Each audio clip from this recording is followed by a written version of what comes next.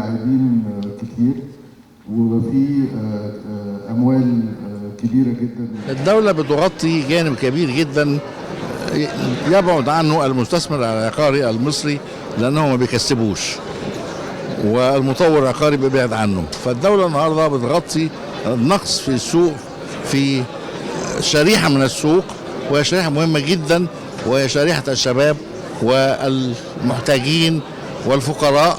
دول الدولة النهارده هي اللي بتبني لهم عشان تدعمهم يستطيعوا أن يسكنوا سكن لائق. المجتمع المصري ومجتمع المطورين لا يعلموا المعلومات الكافية عن العاصمة الجديدة. ده نمرة واحد، عايزين حوار مجتمعي عنها، نعرف عنها.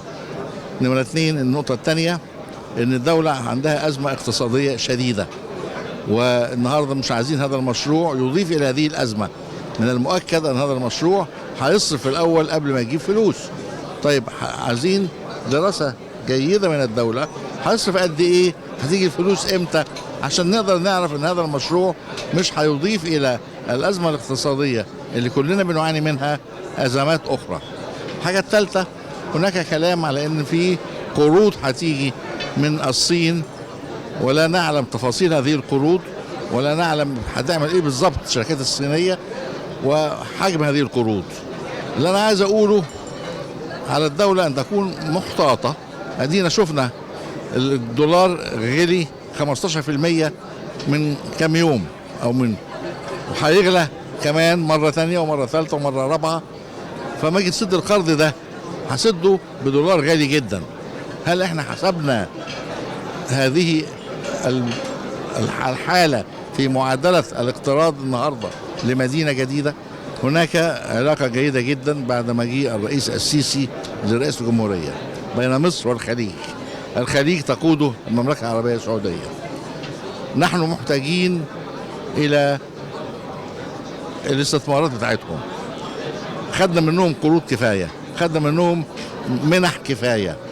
الوقت الفاضل دلوقتي بقى الاستثمار. ليه؟ هم حالتهم اتغيرت بعد أن انخفض سعر البترول انخفاض شديد. هم النهارده ما عندهمش الفلوس اللي كانت عندهم زمان.